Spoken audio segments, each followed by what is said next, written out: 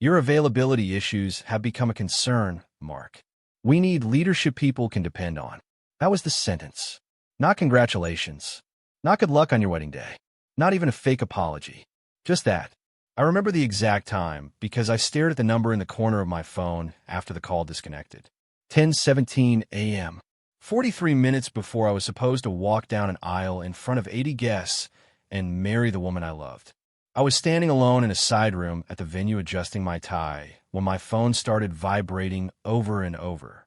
3 missed calls from my manager. 1 message marked urgent. Join immediately. I almost ignored it. I should have. But after 21 years working in enterprise operations, ignoring urgent calls became something my body forgot how to do. My name is Mark Wright. I was 49 years old that day, senior operations systems manager for a national manufacturing company that moved industrial components across 12 states. When our logistics software failed, I fixed it. When clients threatened lawsuits over missed deliveries, I handled them. When storms shut down routes or vendors collapsed, my phone rang.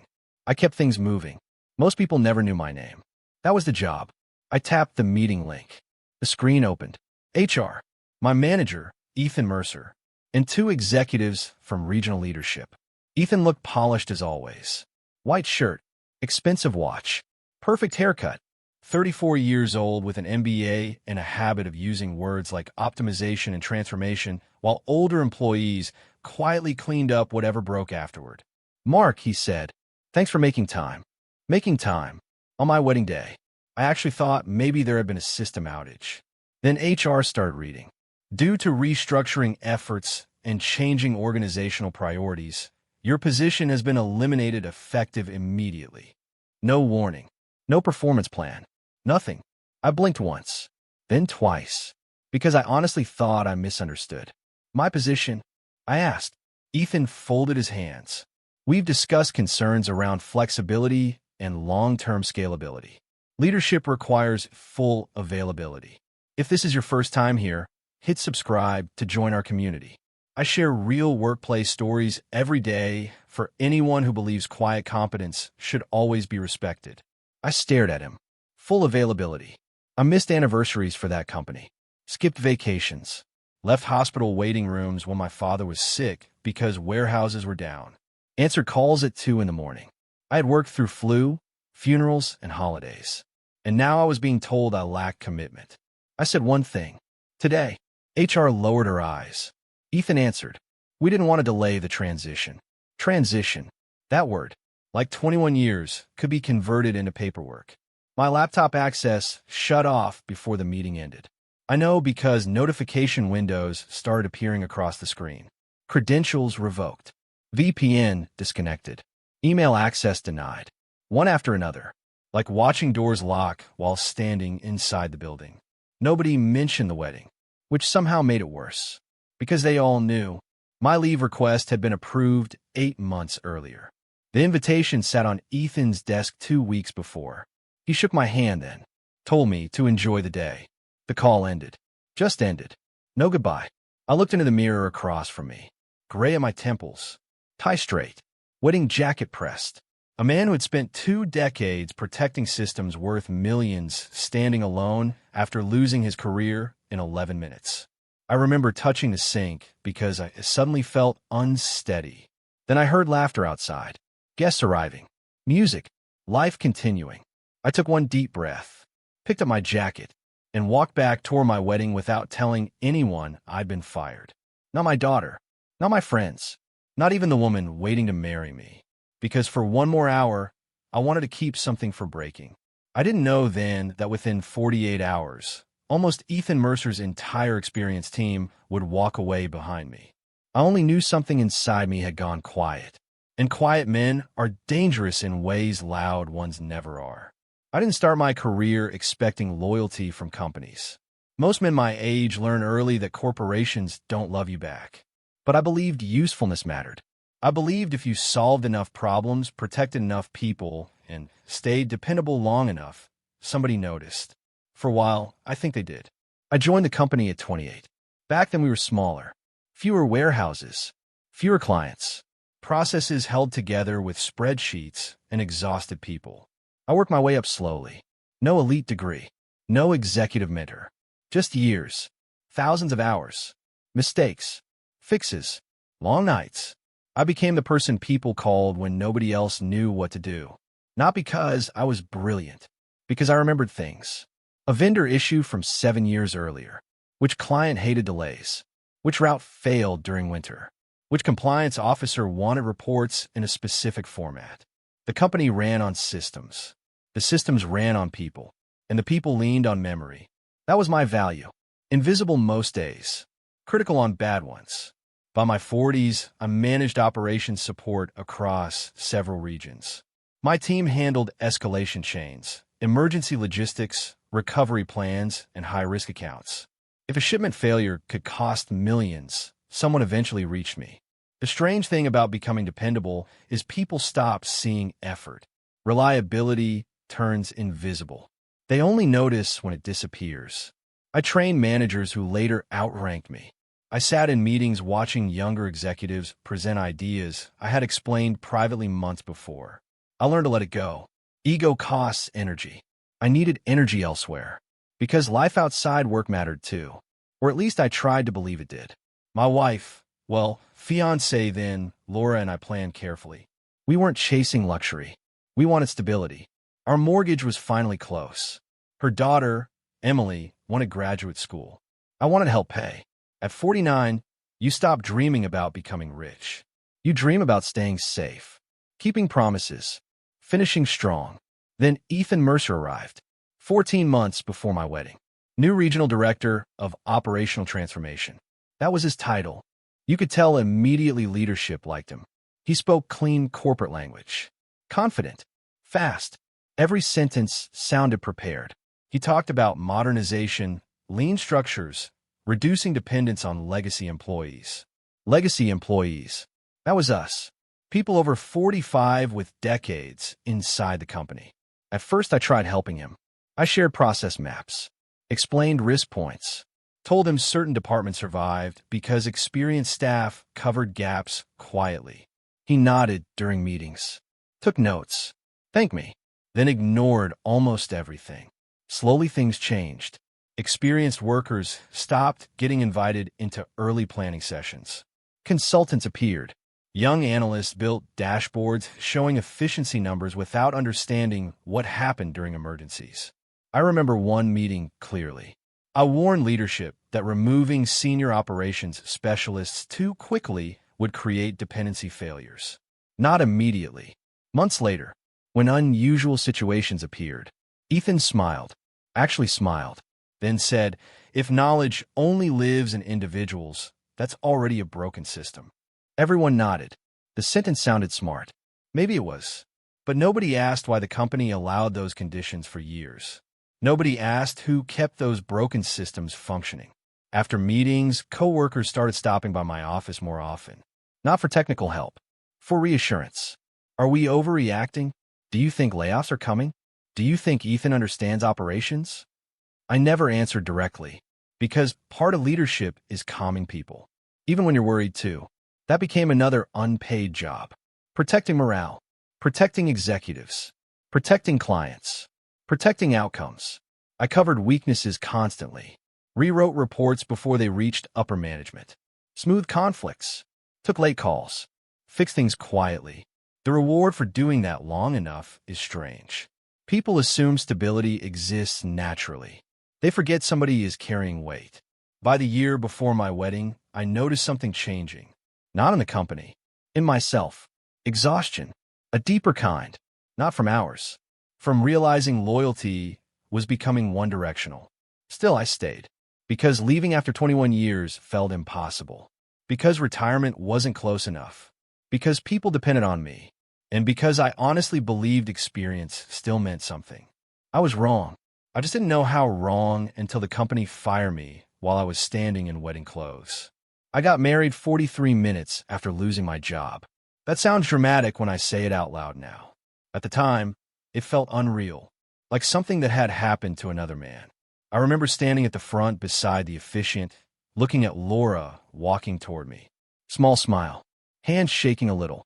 The kind of expression people have when they trust you with the rest of their life. And all I could think was, don't ruin this. Whatever happened with work could wait. This day couldn't. So I buried it. I smiled for pictures, held hands, listened to speeches, accepted congratulations. I hugged people who had known me 20 years. Nobody noticed anything. Or maybe older men just get good at carrying heavy things quietly. By evening, the reception had settled into that softer part of weddings. Music lower, shoes off under tables, families talking. I finally checked my phone. 9 missed calls, 3 texts. Not from executives, not from HR, from my team. That was strange. My senior analyst, Rachel, call me when you can. Then another, Tom Alvarez, one of our operations engineers. Mark, please tell me the rumor isn't true. Then another, and another. I stepped outside, near the parking area where the music sounded distant. Cold air, string lights above me. I called Rachel first. She answered immediately. Mark, her voice sounded tight, like she'd been crying or angry. Yeah, I said. What's going on? Silence. Then, they fired you? No hello. No build-up. Just that. I leaned against a railing. How did you hear? They locked shared access this afternoon. Your approval channels disappeared. People started asking questions. I closed my eyes, because that meant nobody told the team. After 21 years. No announcement. No transition. Just erased. Rachel lowered her voice. Ethan said restructuring requires different leadership. Different leadership. The phrase again.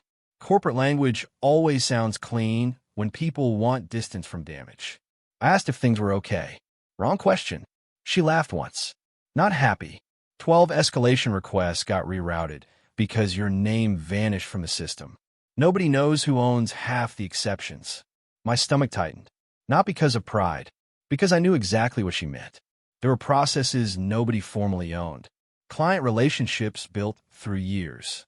Emergency decisions. Vendor contacts. Workarounds. Things never written because people like me handled them automatically.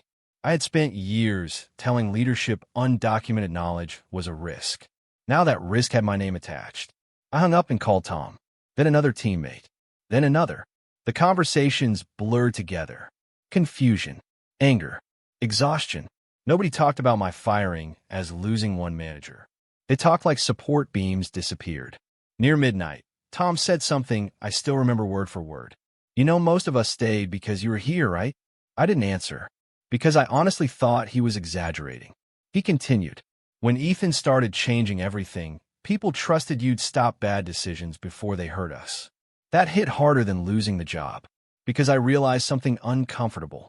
For years, I believed I protected systems. Maybe I had been protecting people. People carrying mortgages. Children. Parents. Stress. Burnout. I had become a buffer without noticing. And buffers only get appreciated when removed. I went back inside. Laura was laughing with her cousin near the dance floor. She looked happy. Peaceful. I couldn't take that away from her. Not that night. So I put my phone in my pocket and returned to the reception. At 12:31 a.m., while guests were leaving and staff folded tablecloths, another message arrived. From Rachel. Short. Only 7 words. Kevin submitted his resignation tonight. I stared at the screen. Kevin had worked there 17 years. Careful man. Not impulsive. Not emotional. The kind who endured. I read it twice. Then locked my phone. Because for the first time since Ethan fired me, a thought crossed my mind. Maybe this wasn't only about me. Maybe something larger had already started breaking. The morning after my wedding, I woke up unemployed. That was the first strange feeling. Not anger. Absence. For 21 years, my phone had been an alarm system for other people's emergencies. That morning, it sat silent beside the bed. Laura was still asleep. Sunlight through curtains. Wedding cards stacked on a chair. Normal life. Except mine had shifted overnight. I finally told her. Everything. The call. The firing. The timing. I expected shock. Maybe outrage. Instead, she listened quietly. Then held my hand and asked one question. Are you okay? Not. What are we going to do? Not. How will we pay bills? Just. Are you okay? I almost broke then. Because kindness catches men off guard more than cruelty. By noon, the phone started ringing again. Former co-workers. One after another. At first, I answered automatically. Habit. Rachel needed help locating an undocumented escalation path for a medical manufacturing client. Tom wanted to know who approved emergency vendor overrides. Someone from planning asked where historical recovery procedures were stored. The answer to all of them was uncomfortable, mostly in my head, or buried across years of old notes. Not because I wanted power, because companies often rely on whoever stays longest. Experience becomes storage. I helped briefly at first. Small things, directions, clarifications. Then I stopped, not out of revenge, because I no longer work there. That distinction matters. People assume boundaries are anger. Sometimes boundaries are simply reality. By evening, another resignation happened. Then another. A senior planner. 2 decades with the company. Gone. The following morning, a systems architect submitted notice. Then an operations lead. I heard through private messages. No dramatic speeches. No coordinated protest. Just tired people deciding they had reached enough. The pattern disturbed me, because none of these employees were reckless. Most tolerated stress better than anyone. If they were leaving, something deeper existed. Around that time, Ethan held a department meeting. I didn't attend, obviously, but co-workers repeated parts later. He reportedly said resistance often follows modernization. That departure should be expected. Expected. I thought about that word, because executives sometimes mistake exhaustion for resistance. People don't leave only because change happens. They leave when trust disappears. The calls kept coming. One stood out. A younger supervisor named Daniel. Smart guy. Early 30s. Still believed hard work guaranteed fairness. His voice sounded defeated. "Mark," he said carefully, "do you remember the exception process for Northern Ridge accounts?" I did. Every detail. Those clients generated millions annually and required unusual approval chains. I built parts of the process years earlier after a supplier collapse. Daniel exhaled. "We can't figure out who owns approvals now." I stayed quiet, then said, "I'm sorry. I'm not the right person anymore." Silence. Not angry, just heavy. He understood. Before hanging up, he said something small. "Things feel unstable here." That sentence stayed with me. Not broken, unstable, because instability comes first. Collapse comes later. That afternoon, I walked through my garage, unpacking wedding gifts while my old company tried functioning without habits employees built over decades. The contrast felt unreal. Coffee maker from Laura's sister. Cookware. Towels. And somewhere else, people were searching folders trying to replace memory. For the first time in years, I wasn't carrying the weight. I didn't know what to do with that. Relief mixed with guilt. Freedom mixed with worry. Then late that night, Rachel texted again. No greeting. Only, Ethan asked why departures are clustering around your termination. I stared at the message. Read it twice. Then set the phone down. Because the answer was simple. They thought loyalty belonged to the company. They never considered loyalty sometimes belongs to people. And when those people disappear, everything hidden underneath becomes visible. 48 hours after I got fired, my old company stopped sounding confident. That was the first real change. Not public announcements. Not apologies. Tone. Panic has a tone. Even through text messages. Even through delayed replies. I woke Monday morning expecting things to settle. Companies survive departures all the time. People leave. Roles get replaced. That's what leadership always says. Nobody is irreplaceable. By 8:14 a.m., Rachel sent me a message. "You hearing anything?" I replied, "No." "Why?" Her answer came fast. 3 client escalations already. Then another message. Northern Ridge threatening penalties. My stomach dropped. Northern Ridge wasn't a small account. They generated enough revenue that executives joined meetings personally when problems appeared. I knew exactly what happened. Their approval chains were unusual. Exceptions require relationships more than procedures. Relationships built slowly. The kind you can't transfer with a spreadsheet. I put my phone down. Tried focusing on normal things. Coffee. Unopened wedding gifts. Thank you notes Laura wanted to send. But updates kept coming. Tom called around noon. His voice sounded exhausted. "Mark, I'm off today technically," he said. "I'm getting calls anyway." What happened? Silence. Then, warehouse delays, vendor disputes. Nobody knows who signs emergency reroutes. I close my eyes, because years earlier I built temporary workarounds after a severe winter shutdown nearly cost the company 2 major clients. Those procedures survived because experienced staff remembered them, not because leadership formalized them. Memory had become infrastructure. Nobody noticed until memory walked out. By afternoon, another resignation surfaced. Then another. Not junior staff. Experienced people. The quiet ones. The dependable ones.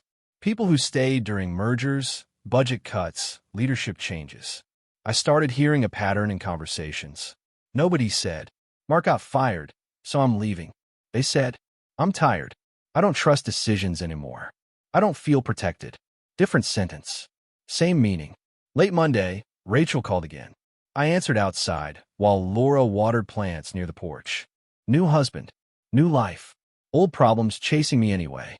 Rachel skipped greetings. They brought consultants into emergency meetings. I actually laughed once. Not cruelly, just disbelief. Consultants.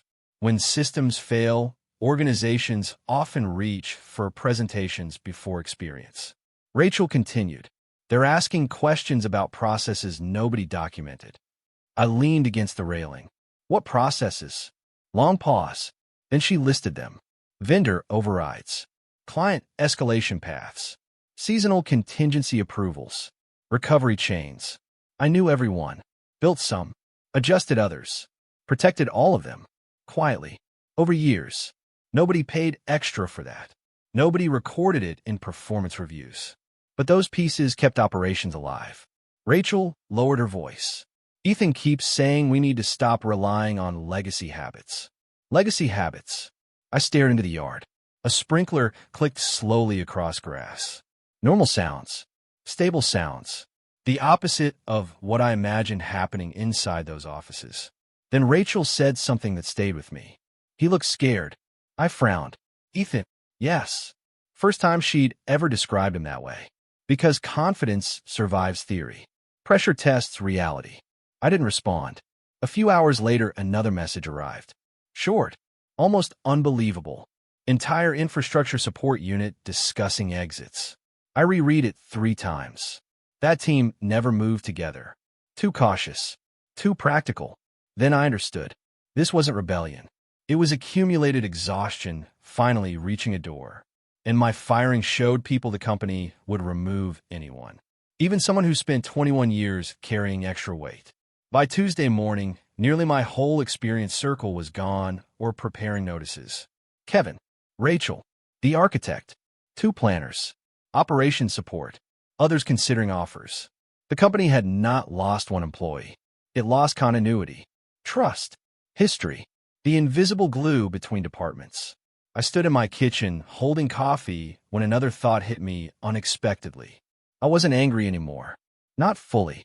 I was watching something unfold that had started long before my wedding. My termination only exposed it. The ugly truth wasn't that Mark Wright mattered more than others. The ugly truth was leadership confused loyalty with permanence. They assumed people would endure forever. And people always endure. Until they don't. The first executive reached out 4 days after my wedding. Not Ethan. Someone above him. Vice president level. I noticed because the number looked familiar but unsaved. I almost ignored it. Habit stopped me again. The man sounded careful. Too careful. "Mark," he said, "I hope you're doing well." That sentence told me everything. Nobody from leadership had asked how I was in years. Not after overtime stretches. Not after emergencies. Not after my father died. Only now. I answered politely. He thanked me for my service. Another strange phrase. Service. As if I had retired honorably instead of losing access during wedding preparations. Then came the real reason. We're trying to understand several operational dependencies. Dependencies.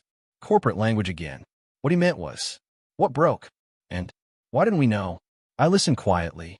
He asked whether certain escalation processes were documented fully. Whether specific client relationships had designated backups. Whether succession planning existed.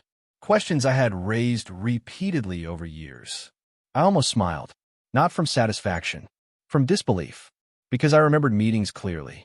One in particular around 8 months earlier. Conference room, quarterly planning review. I warned leadership reducing experience staffing too quickly created risk. I said unusual situations, not normal ones, would expose weaknesses. Ethan responded immediately. We can't build organizations around individuals. Heads nodded. Notes taken. Discussion moved on. I remember sitting there thinking, you already have. You just don't admit it. Because admitting dependence means valuing maintenance. Companies reward growth more than maintenance. Always. The VP on the phone hesitated, then asked, would you be open to consulting temporarily? There it was. Not apology. Need. The order matters. Need arrived first. I looked toward the living room. Laura sat, sorting wedding cards. Our life, moving forward. Quiet. I answered carefully. I need time to think. Which was true, because helping and rescuing are different things. For years I confused them. After we hung up, I sat alone longer than expected. Thinking, not about revenge, about warnings. All the times experienced employees flag burnout, retention concerns, missing documentation, risk. We weren't ignored aggressively. That's the strange part. We were ignored politely, which sometimes does more damage. Weeks later, coworkers shared pieces of what happened internally. Leadership started investigating turnover. Questions spread upward. Why were departures concentrated around one department? Why were critical functions unsupported? Why did so much operational knowledge live inside employees? One board member reportedly asked, how many essential processes depended on discretionary effort? Discretionary effort, meaning unpaid extra work, unwritten protection, the invisible labor older employees provide because they care. That question mattered, because once executives ask it, organizations discover uncomfortable truths.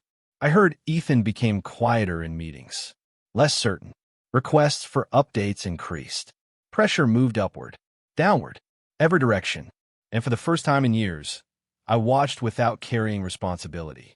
No midnight fixes, no emergency calls, no protecting leadership from consequences. Reality was arriving on its own, slowly, methodically, like water finding cracks. I didn't celebrate. That's important. People imagine revenge feels loud. Sometimes it's silent. Sometimes it's sitting in your own home, realizing the burden you carried was heavier than anyone admitted. And realizing what happens after you leave was never your fault. The first time I heard Ethan Mercer wasn't in control anymore was from someone who used to report to him. Not from leadership, not from HR, from Daniel. His voice was careful when he called me. Mark, things are not going well here. That was his opening line. No greeting, no small talk, just truth trying to come out without getting him in trouble. I asked him to explain. He hesitated, then spoke slowly. Clients are asking for specific people by name, people who aren't here anymore. When we can't connect them, they escalate immediately.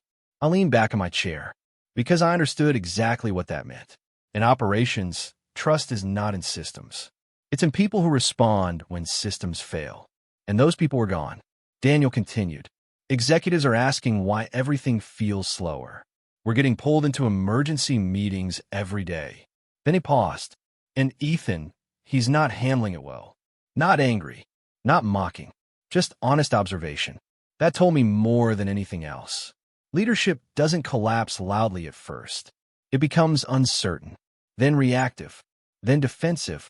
Over the next few days, small details reached me through different people. Consultants were brought in again. Temporary fixes proposed. Dashboards expanded. Reports increased. But nothing touched the core issue. Because the core issue wasn't process. It was trust loss. One morning, Rachel texted me. They're asking who designed the Northern Ridge escalation chain. I didn't reply immediately, because I already knew where this was going. That chain had been built across years of experience after a supplier failure nearly cost the company a contract worth millions. No single document explained it fully. It existed in layers. Practice, memory, coordination. Later that day, Daniel called again. His voice was lower this time. They asked me to reconstruct older procedures. I told them half of it was built through experience, not documents. A pause. Then he added, they didn't like that answer.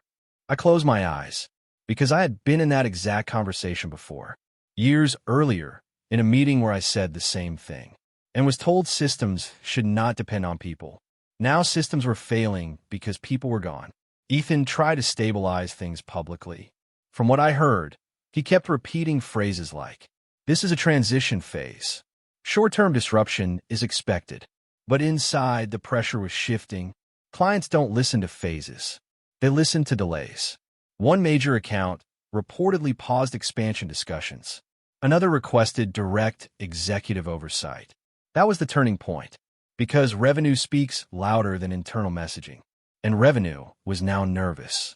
Then came the decision that confirmed everything.